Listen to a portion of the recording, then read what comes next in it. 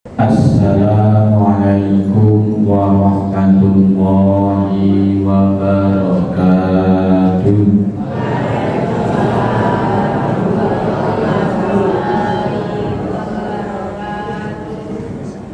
Innal hamdalillah nahmaduhu wa nasta'inuhu wa nastaghfiruh wa na'udzu billahi min shururi anfusina wa min sayyiati a'malina. Man yahdihillahu fala mudilla lahu wa man yudlil fala hadiya lahu. Asyhadu an la ilaha illallah wahdahu la syarika lahu wa asyhadu anna Muhammadan abduhu wa rasuluhu alladzi la nabiyya ba'dahu. Rabbi shrah li sadri wa yassir li amri wahlul 'uqdatam min lisani yafqahu qawli, amma ba'd. Jamaah Masjid Hasanah Al-Hasanah yang dirahmati Allah, di hari yang ke-11 ini mari kita tingkatkan syukur kita kepada Allah Subhanahu wa Ta'ala karena kita masih berjumpa dengan bulan Ramadan dan masih bisa menikmati indahnya bulan Ramadan, bisa menikmati indahnya beribadah di bulan Ramadan. Untuk itu mari kita syukuri nikmat ini, karena tidak semua orang bisa menikmati datangnya bulan Ramadan atau berada dalam bulan Ramadan. Karena banyak orang yang ketika kedatangan bulan Ramadan mereka sudah merasa berat, dari awal sudah merasa terbebani, sehingga sangat susah sekali dengan adanya bulan Ramadan. Tapi ketika kita senang, bahagia, suka hati dengan datangnya Ramadan, dengan beribadah di bulan Ramadan, berarti tandanya kita itu masih iman. Karena kita menyambut panggilan Allah dengan senang hati, menyambut panggilan Allah dengan bahagia, berarti kita termasuk orang yang iman. Dan Allah suruh menyaksikan bahwa orang tersebut adalah orang beriman. Dan ketika orang beriman itu Allah mencintainya. Ketika Allah mencintainya, Allah memerintahkan kepada malaikat Jibril untuk mengumumkan cintanya Allah kepada hamba yang beriman tadi. Lalu malaikat mengumumkan ke seluruh hambanya, seluruh makhluk Allah, sehingga seluruh makhluk Allah mencintainya. Dan seluruh makhluk Allah mendoakan kepada orang-orang yang beriman, orang-orang yang berpuasa. Bahkan dalam hadis, ikan-ikan yang di laut, di air itu mendoakan orang yang berpuasa. Jadi semua makhluk itu mendoakan orang yang berpuasa. Untuk itu kita syukuri dengan sebaik-baiknya, kita manfaatkan, kita masih berjumpa dengan Ramadan ini dengan sebaik-baiknya. Salat dan salam kita sampaikan kepada uswah kita, Nabi besar Nabi Muhammad sallallahu alaihi wasallam, beserta seluruh keluarga, seluruh sahabat, dan seluruh pengikut-pengikutnya, dan kita semuanya selaku umatnya senantiasa mengharap syafaatnya. Kesempatan Ramadan adalah kesempatan kita membiasakan diri untuk berbuat baik, untuk melakukan kebaikan. Sehingga sholat malam kita biasakan, memberi makan kita biasakan, berkumpul seperti ini, silaturahmi kita biasakan, dan kita menebarkan salam kita biasakan. Karena tentunya kita berkumpul itu akan menjadi kedamaian, sehingga kita akan dijamin oleh Nabi Muhammad, dijamin surga. Kata Nabi Muhammad, ya ayyuhan nas ufsus salam wa it'amut ta'am wa shallul arham wa shallatul lail wan nasu binyam tadkhulul jannata bisalam. Jaminan dari Nabi Muhammad. Wahai manusia, ufsus salam, tebarkan salam, tebarkan kedamaian. Dengan banyaknya kajian-kajian di bulan Ramadan, tentunya itu menebarkan kedamaian. Menebarkan kedamaian, karena Islam sendiri bermakna damai. Islam itu maknanya damai. Nah, kita dimanapun saja tebarkan kedamaian, jaga lisan, karena salah satu yang merusak puasa adalah lisan. Ada 5 golongan yang merusak puasa, sehingga puasa itu tidak ada manfaatnya. 1, ribatun. 2, namimatun. 3, kadhibun. 4, an-nadharu bin nafsi. Dan kelima, al-yaminul kadhib. Itu kata Nabi, artinya sahih riwayat Ad-Dailami. 1, riba, menggunjing, itu keluar dari lisan juga. 2, namimah, adu domba, keluar dari lisan juga. Baik lisan itu kita wakilkan dengan jari, kita nulis, atau kita menyebarkan berita hoax, ya, dengan wakil dari lisan adalah jari, itu keluar dari lisan. Yang ketiga, tadi al-kadhibun, dusta, lisan juga. Baru yang keempat, an-nadharu bin nafsi, melihat dengan nafsu. Nah, ini melihat dengan nafsu. Kulo sampun tua mas,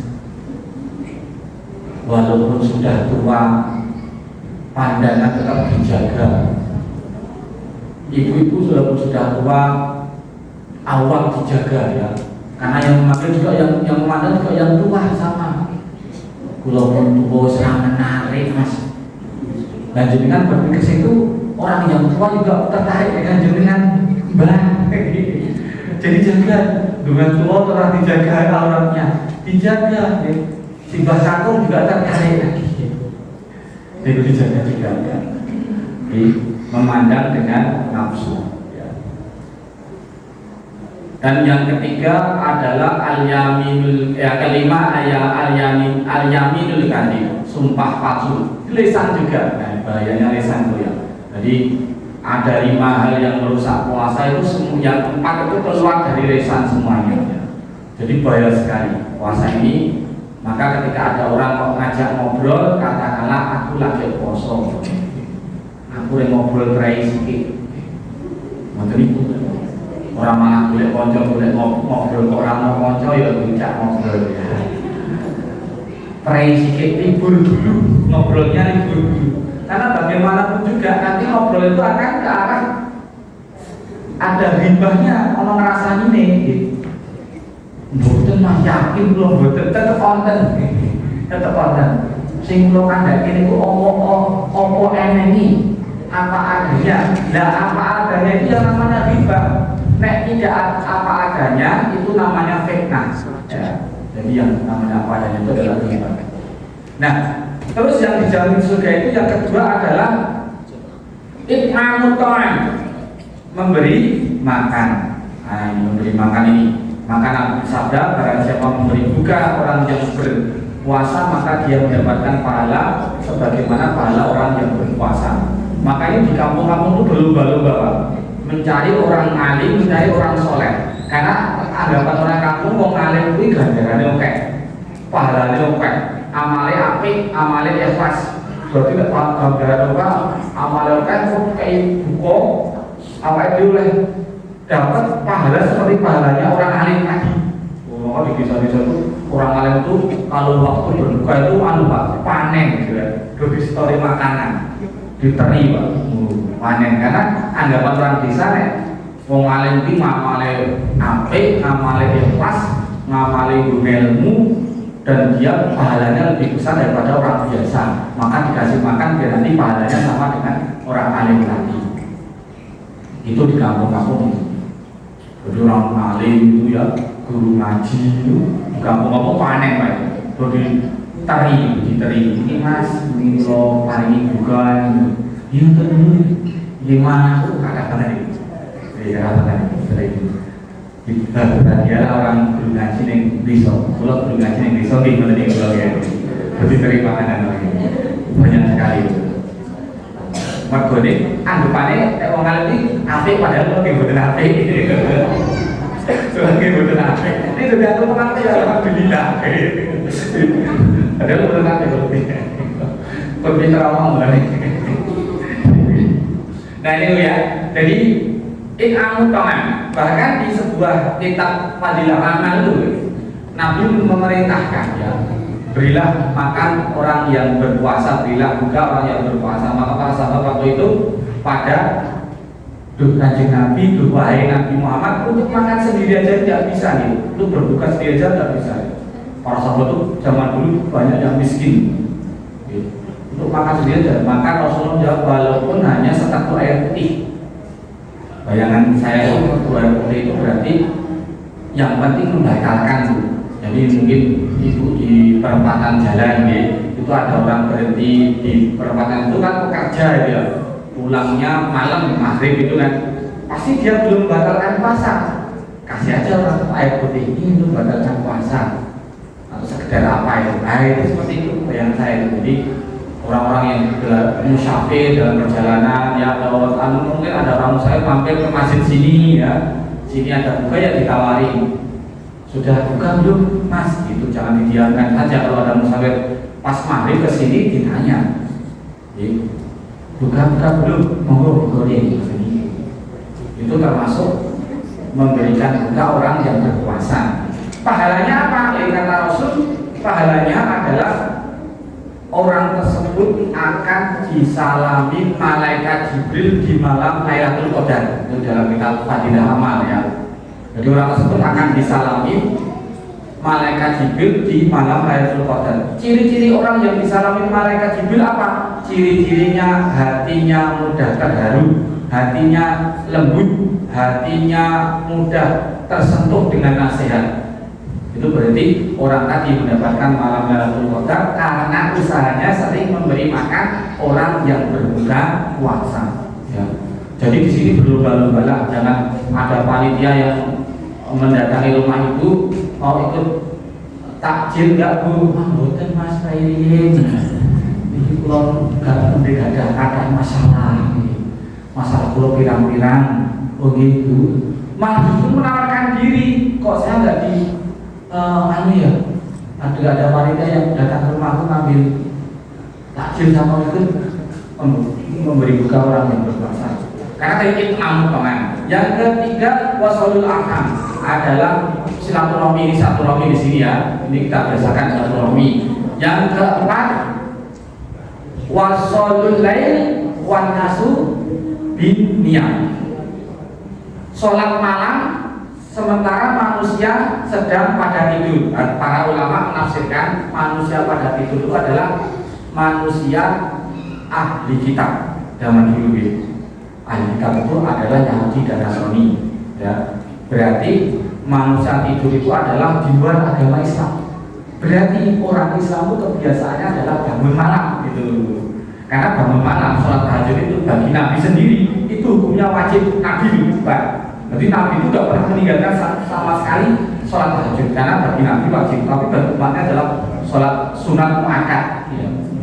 Itu tafsirnya para ulama, wanasubinnya manusia yang tidur itu adalah Nasrani dan Yahudi. Berarti kebiasaan umat Islam adalah bangun malam. Nah ini dibiasakan, puasa kita adalah bangun malam sahur. Kita biasakan, kita pertahankan sampai. Dan tadkhulul jannata bisalam, kata Nabi, kamu akan masuk surga dengan selamat. Masuk surga dengan selamat, jelas janji Nabi, jelas hadisnya ya. Kalau kita melakukan 4 hal tadi, ini puasa pasti sudah melakukan 4 hal, yaitu kita tadkhulul jannata bisalam, masuk surga dengan selamat. Demikian kurang lebihnya, mohon maaf. Mudah-mudahan Allah menjadikan puasa tahun ini menjadikan puasa yang berhasil, sehingga menjadi hamba yang bertakwa, hamba yang mulia dunia dan mulia akhirat, selamat dunia dan selamat akhirat, bahagia dunia dan bahagia akhirat, diberikan rezeki yang banyak dan barokah, diberikan umur panjang yang manfaat, dan diberikan anak turun yang soleh dan solehah, dan akhirnya kita semuanya berkumpul di surga Allah Subhanahu